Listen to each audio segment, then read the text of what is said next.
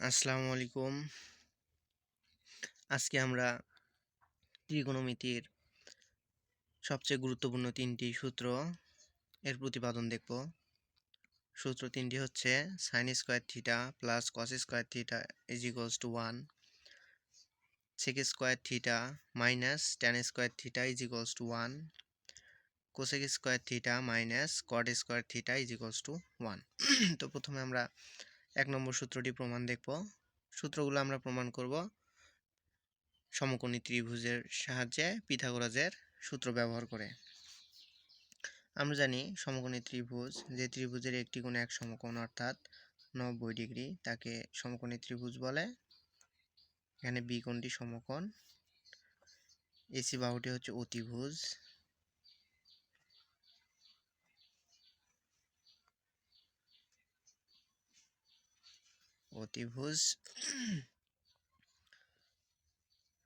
C কোণটা যদি theta হয় তাহলে বিসি হচ্ছে ভূমি, এবি হচ্ছে লম্ব। তো ১ নম্বর সূত্রটি আমরা এখন প্রতিপাদন করব। সূত্রটি হচ্ছে লেফট হ্যান্ড সাইড নেব, left hand side sin square theta plus cos square theta is equals cos square theta. তো আমরা এর আগের ভিডিওতে দেখেছি যে সাইন মানে হচ্ছে লম্ব ভাগ অতিভুজ,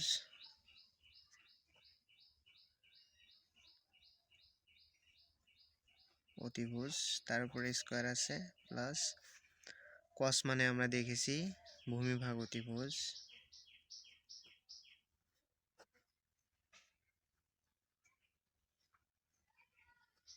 তার উপরে স্কয়ার আছে, স্কয়ার।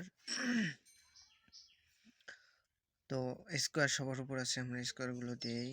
লম্বের উপরে স্কয়ার ভাগ অতিভুজ স্কয়ার প্লাস ভূমি স্কয়ার ভাগ অতি স্কয়ার। অতিভুজকে সংক্ষেপে অতি লিখলাম। তো যদি আমরা লসাগু করি, লসাগু হবে অতি স্কয়ার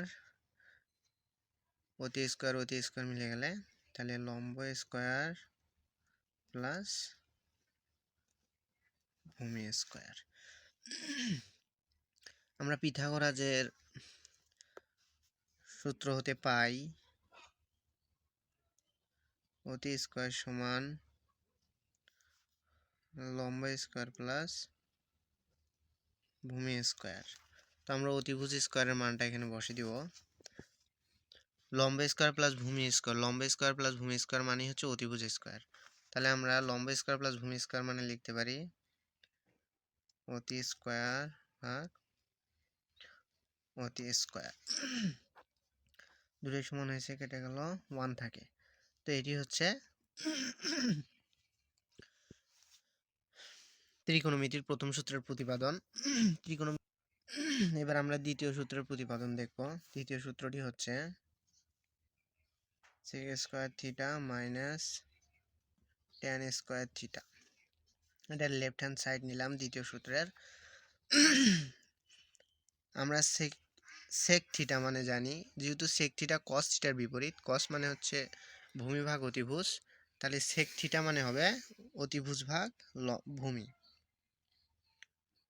অতি ভাগ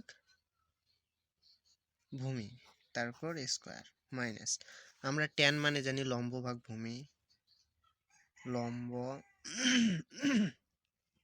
ভাগ ভূমি, তার উপরে স্কয়ার।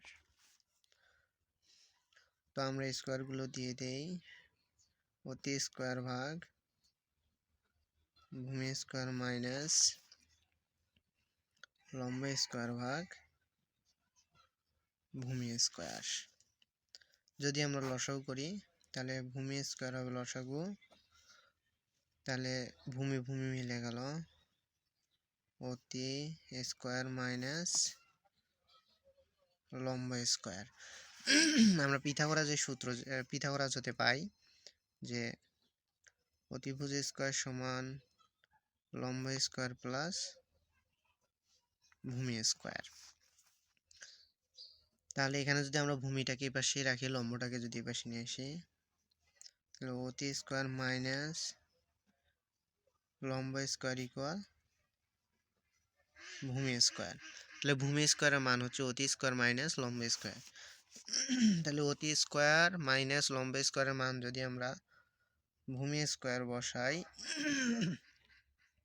নিচে ভূমি স্কোয়ার, দুটা কাটে গেল, থাকে 1।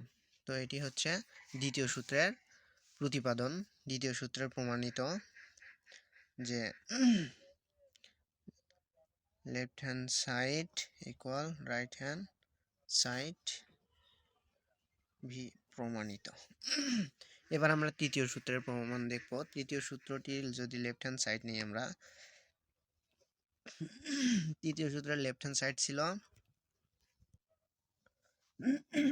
cos square theta minus cosec square theta minus কট স্কয়ার থিটা। তো আমরা জানি cosec square theta sine square theta, মানে আমরা জানি যে হচ্ছে লম্ব ভাগ অতিভুজ। যেহেতু সাইন স্কয়ার থিটার বিপরীত হচ্ছে কোসেক থিটা, তাহলে কোসেক থিটা মানে হবে ভূমি অতিভুজ ভাগ লম্ব, তার উপর স্কয়ার মাইনাস আমরা ট্যান মানে জানি লম্ব ভাগ ভূমি, তো কট মানে হবে ভূমি ভাগ লম্ব, তার উপরে স্কয়ার। যদি স্কয়ার গুলোকে আমরা দেই, যেহেতু স্কয়ার প্রত্যেকটার উপরে আছে, তাহলে ভূমি স্কয়ার ভাগ লম্ব স্কয়ার। যদি আমরা লসাগু করি, লম্ব স্কয়ার লম্ব স্কয়ার লম্ব স্কয়ার মিলে গেলে তাকে অতি স্কয়ার মাইনাস ভূমি স্কয়ার। এখানে আমরা পিথাগোরাস হতে পাই অতি স্কয়ার সমান লম্ব স্কয়ার প্লাস ভূমি স্কয়ার। তো আমরা যদি লম্বটাকে ওই পাশে রাখি, অতি স্কয়ার মাইনাস ভূমি স্কয়ার ইকুয়াল লম্ব স্কয়ার। তাহলে আমরা পাবো অতি স্কয়ার মাইনাস ভূমি স্কয়ার ইকুয়াল লম্ব স্কয়ার। তা আমরা অতি স্কয়ার মাইনাস ভূমি স্কয়ার মান বসাবো, লম্ব স্কয়ার ভাগ লম্ব স্কয়ার, দুইটাই সমান হয়েছে, কাটা গেলে 1 থাকে। এটি তৃতীয় সূত্রের প্রতিপাদন। মূলত আজকে আমরা এই তিনটি সূত্রের প্রতিপাদন দেখলাম। আগামী ভিডিও থেকে আমরা বোর্ড বইয়ের